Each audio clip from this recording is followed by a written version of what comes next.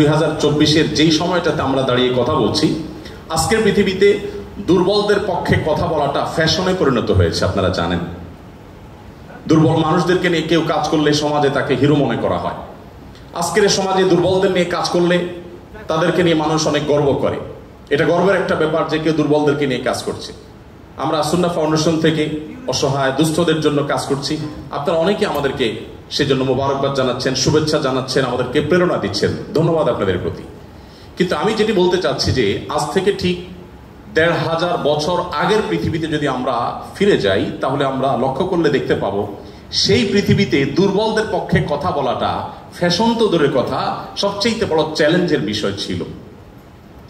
আজকের এই অনুকূল পৃথিবীতে দাঁড়িয়ে আপনি দাস-দাসীর অধিকার, আপনি শ্রমিকের অধিকার, আপনি নারীর অধিকার, আপনি অন্য ধর্মাবলম্বী সংখ্যালঘুদের অধিকার নিয়ে কথা বলতে পারেন। এই কথা বলাটা অনেক নিরাপদ, অনেক ফ্লেক্সিবল পরিবেশ আপনি দেখেন। কিন্তু মুহাম্মদ সাল্লাল্লাহু আলাইহি সাল্লাম যখন দুর্বলদের পক্ষে কথা বলেছেন, তখন পৃথিবীতে দুর্বলদের পক্ষে কথা বলাটা সহজ কাজ ছিল না। এটা লাইফ রিস্কের ব্যাপার ছিল, কিন্তু সে কাজটা তিনি করেছেন। সম্মানিত উপস্থিতি, প্রিয় নবী সাল্লাল্লাহু আলাইহি সাল্লাম তিনি দুর্বলদের পক্ষে যে কথা বলেছেন, সেটা আজ আমরা অনেকে যে দুর্বলদের পক্ষে কথা বলি নানা পার্থিব উদ্দেশ্যে, তার সেই দুর্বলদের পক্ষাবলম্বনটা পার্থিব কোনো উদ্দেশ্যে ছিল না। আমরা অনেকে আজ দুর্বলদের পক্ষে কথা বলি কোনো সংস্থার কোনো প্রজেক্ট পাওয়ার জন্য। আমরা অনেকে দুর্বলদের পক্ষে কথা বলি কোনো প্রজেক্ট পেয়েছি সেই টাকা হালাল করবার জন্য। আমরা অনেকে দুর্বলদের পক্ষে কথা বলি সোশ্যাল মিডিয়াতে প্রচুর লাইক কমেন্ট পাওয়া যাবে সেজন্য। আমরা অনেকে দুর্বলদের পক্ষে কথা বলি এর পেছনে আমাদের পার্থিব কোনো স্বার্থ আছে সেই কারণে। মুহাম্মদ সাল্লাল্লাহু আলাইহি সাল্লাম সেই ব্যক্তি ছিলেন যিনি দুর্বলদের পক্ষে কথা বলেছেন প্রচন্ড প্রতিকূল পরিবেশে। তার সেই কথার বিপরীতে তাকে থ্যাঙ্কস বলার মতো পৃথিবীতে কোনো মানুষ ছিল না তখন। মুহাম্মদ সাল্লাল্লাহু আলাইহি সাল্লাম দুর্বলদের পক্ষে কি বলেছেন এটা নিয়ে ঘন্টাকে ঘন্টা কথা বললেও, কি করেছেন তাদের জন্য ঘন্টাকে ঘন্টা আলোচনা করলেও শেষ হবে না। কিন্তু সময় খুবই সংক্ষিপ্ত, আমি এই জন্য মোটা দাগে মূল কথাগুলোতে চলে যেতে চাই। সর্বপ্রথম যেটি বলতে চাই, প্রিয় নবী সাল্লাল্লাহু আলাইহি সাল্লামের আবু দাউদ, তিরমিজি এবং নাসাই বর্ণিত এক হাদিস থেকে আমরা জানতে পারি, তিনি বলেছেন, তোমরা তোমাদের যে সমস্ত দুর্বল মানুষরা আছে সে সমস্ত দুর্বল মানুষদের ব্যাপারে আমার কাছে তালাশ করবে, খোঁজ খবর নিবে, তাদের জন্য কোনো কিছুর প্রয়োজন হলে আমাকে বলবে। কেন? কারণ তোমরা জানো যে তোমাদের আল্লাহ তাআলার তরফ থেকে যে রিজিক প্রাপ্ত হও, ফাইন্নামা তুরজাকুন ওয়া তুনসারুনা বিদুআফাইকুম, তোমাদের যারা দুর্বল আছেন সে দুর্বল এবং অসহায় মানুষগুলোর উসিলায় তাদের কারণে আল্লাহ তাআলা তোমাদেরকে যুদ্ধ বিগ্রহে শত্রুর বিপক্ষে জয় দিয়ে থাকেন, সেগুলো তাদের কারণে দেন। আবার একইভাবে তোমাদের যে রিজিক আল্লাহ তাআলা দিয়ে থাকেন, এই রিজিকটা তোমাদের মধ্যে থাকা যে দুর্বল মানুষগুলো আছে তাদের কারণে আল্লাহ তাআলা দিয়ে থাকেন। সম্মানিত উপস্থিতি, এই হাদিসের মাধ্যমে নবী সাল্লাল্লাহু আলাইহি সাল্লাম বোঝাতে চেয়েছেন তার আশেপাশে দুর্বল মানুষেরাই বেশি থাকে। আপনারা জানেন বেলাল, আম্মার, সোহেব, আরো যে সমস্ত সাহাবী ছিলেন, সালমান ফারসি রাদিয়াল্লাহু তাআলা আনহু সহ, এই সমস্ত অসহায় মানুষগুলো একাধারে বহিরাগত, বাহির থেকে আসা। আরবের মানুষরা বাহিরের মানুষদেরকে মানুষ মনে করতে কুণ্ঠাবোধ করে অনেকে, বা বেশিরভাগ। সেই সময়ের বাস্তবতা ছিল অনেকটা সেরকম। নবী করিম সাল্লাল্লাহু আলাইহি সাল্লাম সেই পরিস্থিতিতে বাহির থেকে আসা সালমান ফারসি শুধু তার পরামর্শে গোটা মদিনার চতুর্পাশে পরীক্ষা খনন করা সেই কষ্টসাধ্য কাজ শুরু করে দিয়েছিলেন। তিনি বেলাল রাদিয়াল্লাহু তাআলার মতো একজন নিগ্রো, ইথিওপিয়ান এবং বাহির থেকে আসা কৃতদাস ছিলেন, সেই মানুষটিকে নবী সাল্লাল্লাহু আলাইহি সাল্লাম মুয়াজ্জিন বানিয়েছেন। আজ আমাদের সমাজে মুয়াজ্জিন মানে খুব সাদামাটা একটা পদ, তখন মুয়াজ্জিন ছিলেন নবী করিম সাল্লাল্লাহু আলাইহি সাল্লামের পর সবচেয়ে মসজিদের মধ্যে থাকা সম্মানজনক পদ। নবী করিম সাল্লাল্লাহু আলাইহি সাল্লাম এভাবে দুর্বল সাহাবীদেরকে যে আগলে রাখতেন, দুর্বল সাহাবীদের মধ্যে তিনি থাকতেন এমন ভাবে যে আজ নেতারা যদি অন্যদের সাথে চলে, নেতা কে এটা পরিচয় দেওয়ার প্রয়োজন হয় না। কোন পাওয়ারফুল ব্যক্তি, কোন নেতা, তিনি যদি তার অনুসারীদেরকে সাথে নিয়ে অনুসারীদের বেষ্টিত হয়ে হাঁটেন, তো তাকে চেনার জন্য কারো জিজ্ঞেস করতে হবে না। আমাদের প্রিয় নবী সাল্লাল্লাহু আলাইহি সাল্লাম তিনি যখন সাহাবীদের মধ্যে বসা থাকতেন, তখন বাহির থেকে আসা মানুষরা জিজ্ঞেস করতে হতো, মান ফিকুম মুহাম্মদ, তোমাদের মধ্যে মুহাম্মদ লোকটা কে? আপনি চিন্তা করুন, তার বসার মোড়টা এমন ছিল যে অন্য 10 জন সাধারণ সাহাবীর মধ্যে তিনি নিজেকে মিশিয়ে ফেলতেন। তার মধ্যে কোনো অহংকার ছিল না, এমন ভাবে দুর্বলদের সাথে নিজেকে মিশিয়ে ফেলতেন যে বাহির থেকে আসা মানুষ তার অ্যাটিটিউড দেখে, তার বডি ল্যাঙ্গুয়েজ দেখে চেনার কোনো উপায় ছিল না যে মোহাম্মদ নেতা লোকটি কে সাল্লাল্লাহু আলাইহি ওয়াসাল্লাম।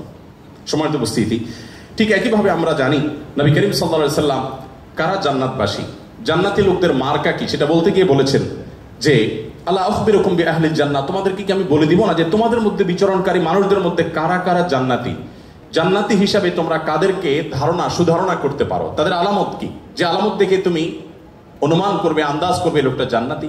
নবী করিম সাল্লাল্লাহু আলাইহি সাল্লামের পর নিজে জবাব দিয়ে বলেছেন কুল্লু দাঈফিন মুতাদাঈফ, যে সমস্ত মানুষগুলো দুর্বল, বিনয়ী, নিরীহ, এই মানুষগুলো জান্নাতি। অর্থাৎ যদি তাদের ঈমান অন্য সব বিষয়গুলো ঠিকঠাক থাকে, পাশাপাশি তিনি যদি নিরীহ গোছের হন, বিনয়ী হন, বিনম্র হন, তিনি যদি খুব বেশি অহংকারী, অনেক বেশি রূঢ় স্বভাবের না হন, তাহলে এই মানুষগুলো জান্নাতি হওয়ার এটি একটি বড় লক্ষণ। এখানে নবী করিম সাল্লাল্লাহু আলাইহি সাল্লাম দুর্বলতাকে জান্নাতি হওয়ার, নবী সাল্লাল্লাহু আলাইহি সাল্লাম দুর্বলতাকে বা বিনয়কে জান্নাতি হওয়ার লক্ষণ হিসাবে উল্লেখ করেছেন। এখান থেকে বোঝা যায় দুর্বলদের অবস্থান তার কাছে কেমন ছিল। আমরা নবী সাল্লাল্লাহু আলাইহি সাল্লামের যে দুর্বলদের প্রতি তার যে ভালোবাসা, তার যে তাদের অধিকার আদায়ের প্রচেষ্টা, তাদেরকে সমাজে তাদের যথাযথ অধিকার ফিরিয়ে দেওয়ার প্রচেষ্টা, সে সম্পর্কে যদি আমরা কয়েকটা উপমা দিতে চাই, আমরা একজন একজন করে বলতে চাই। নারীদের ব্যাপারে বলতে চাই, ইতিমধ্যে ওবায়দুল্লাহ হামজা সাহেব আলোচনা করেছেন নারীদের সম্পর্কে, কিছু কথা হয়তো রিপিট হবে, তারপর আমি সংক্ষেপে শুধুমাত্র টাচ করে যাই। আপনারা জানেন নবী সাল্লাল্লাহু আলাইহি সাল্লাম যে সমাজে এসেছেন, সেই সমাজে নারী হিসেবে জন্মগ্রহণ করাটা এটা একটা অপরাধ ছিল। জীবন্ত কন্যাকে নিজের বাবা নিজের হাতে পুঁতে ফেলতো শুধুমাত্র কন্যা হওয়ার কারণে। আল্লাহ কোরআনে বলেছেন ওয়াইদা বুশিরা আহাদুহুম বিল উনসা যাল্লা ওয়াজহুহু মুসওয়াদ্দান ওয়া হুয়া কাযীম, কারোর কন্যা সন্তান হয়েছে এই সংবাদটা তাকে দেয়া হলে তার মুখটা কালো হয়ে যেত। এরকম ভয়ঙ্কর এক বাস্তবতার মধ্যে নবী সাল্লাল্লাহু আলাইহি সাল্লাম এসেছেন। আমি আবার বলছি, আজকের সমাজে নারী অধিকার নিয়ে কথা বলা এটা অনেক সহজ। নারী অধিকার নিয়ে কথা বলা মানুষগুলোর জন্মেরও বহু বছর আগে নবী সাল্লাল্লাহু আলাইহি সাল্লাম শুধু নারী অধিকার নিয়ে কথা বলেন নাই, জীবন্ত কবরস্থ করা হতো যেখানে কন্যা সন্তানকে, সেই জায়গা থেকে তুলে নারীকে সবচেয়ে সম্মানের সর্বোচ্চ আসনে বসিয়ে তারপর তিনি দুনিয়া থেকে গেছেন।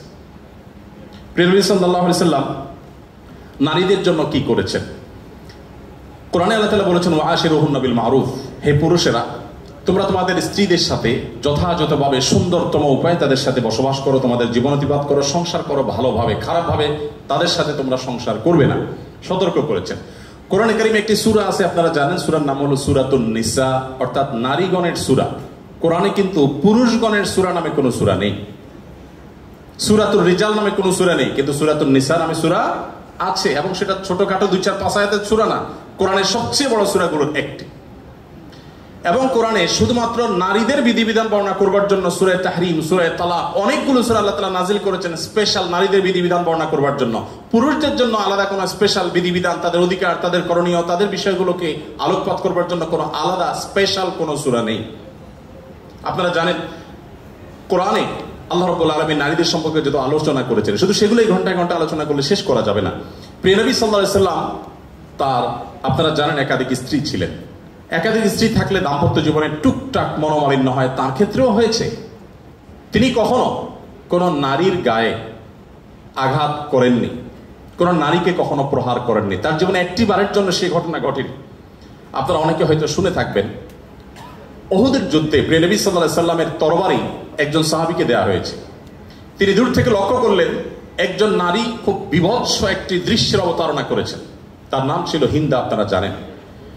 তিনি নবী করিম সাল্লাল্লাহু আলাইহি সাল্লামের প্রিয় চাচার লাশ কেটে কলিজা বের করে চাবাচ্ছেন। এরকম নির্মম এবং পাশবিক অত্যন্ত ভয়ঙ্কর একটি চিত্র ওই সাহাবী দেখতে পেয়ে নবী সাল্লাল্লাহু আলাইহি সাল্লামের তরবারি তার হাতে, তিনি দৌড়ে দূর থেকে আফসা আফসা দেখছেন, কাছাকাছি গেলেন। কাছাকাছি গিয়ে দেখতে পেলেন, দূর থেকে তিনি বুঝতে পারেন না যে ইনি ভদ্রলোক না ভদ্র মহিলা। খুব কাছে এসে দেখলেন যে তিনি একজন নারী।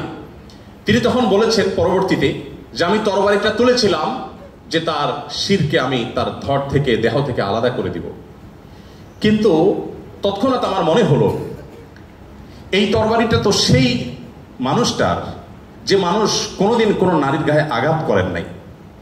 আমি যত কঠিন দৃশ্যই দেখি না কেন, আমি নবী সাল্লাল্লাহু আলাইহি সাল্লামের তরবারি দিয়ে কোনো নারীকে আঘাত করতে পারি না। তিনি সেই অবস্থাতে এরকম ভয়ঙ্কর একটি দৃশ্য দেখার পরও নবী করিম সাল্লাল্লাহু আলাইহি সাল্লামের জীবন চরিত্রের মধ্যে তিনি নারীদেরকে যেভাবে সম্মান দিতেন, মর্যাদা দিতেন, শুধুমাত্র সেই বিষয়টিকে স্মরণ করে তরবারিকে খাপে ঢুকিয়ে তিনি সেখান থেকে ফিরে এলেন। প্রিয় নবী সাল্লাল্লাহু আলাইহি ওয়াসাল্লাম তিনি যুদ্ধের ময়দানে কয়েক শ্রেণী মানুষকে কোনোভাবেই যেন হত্যা না করা হয় তার জন্য আগে থেকে বলে রেখেছেন, এবং যুদ্ধের আগে যোদ্ধাদেরকে, মুজাহিদদেরকে বলে রাখতেন, খবরদার রণাঙ্গনের শত্রুপক্ষের অন্য সব মানুষকে আঘাত করলো, নারীদেরকে আঘাত করবে না। আপনারা এই জন্য সাহাবিদের মধ্যে পুরুষ সাহাবিদের শহীদ হওয়ার অনেক লম্বা ফিরিস্তি বা লিস্ট আপনারা দেখতে পান।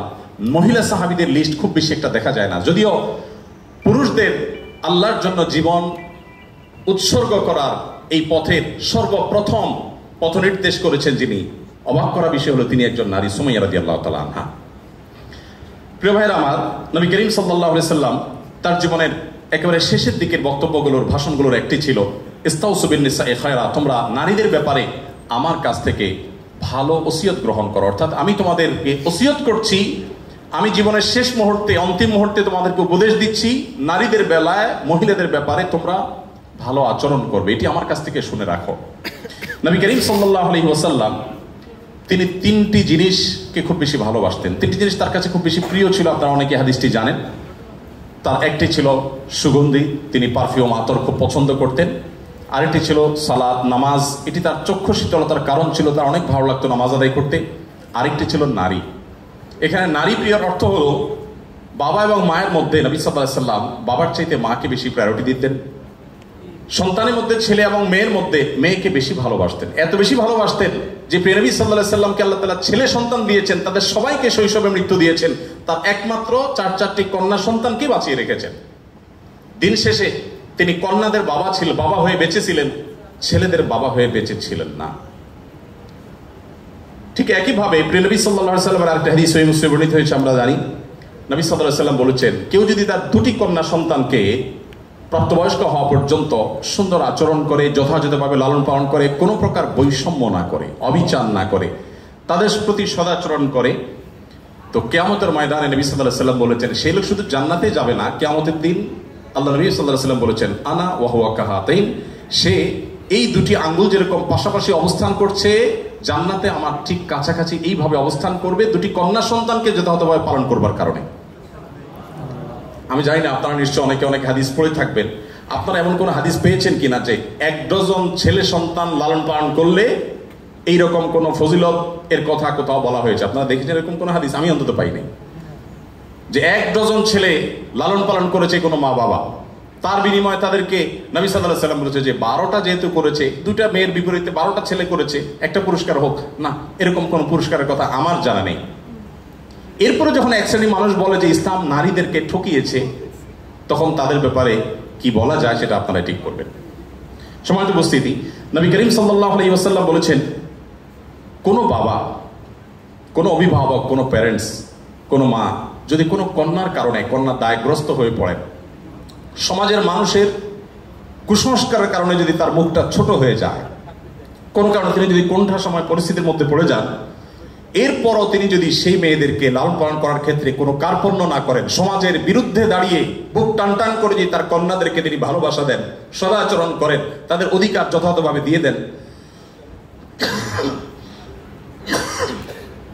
দুঃখিত, তাহলে সেক্ষেত্রে নবী সাল্লাল্লাহু আলাইহি ওয়াসাল্লাম বলেছেন এই কন্যাদের প্রতি সদাচরণ করবার কারণে জাহান্নাম থেকে মুক্তির কারণ হবে কিয়ামতের ময়দানে ওই ব্যক্তির জন্য। এটি নবী সাল্লাল্লাহু আলাইহি ওয়াসাল্লামের আরো বহু হাদিস আছে, আমি আর সেদিকে যাব না, শুধুমাত্র একটি হাদিস বলে শেষ করব। সেটা হলো, আপনারা জানেন নবী করিম সাল্লাল্লাহু আলাইহি ওয়াসাল্লামকে জিজ্ঞাসা করা হলো, ইয়া রাসূলুল্লাহ মান আহাক্কুন নাসি বিহুসনি সুহবাতি, আমার সবচেয়ে ভালো আচরণ পাওয়ার অধিকারটা কার?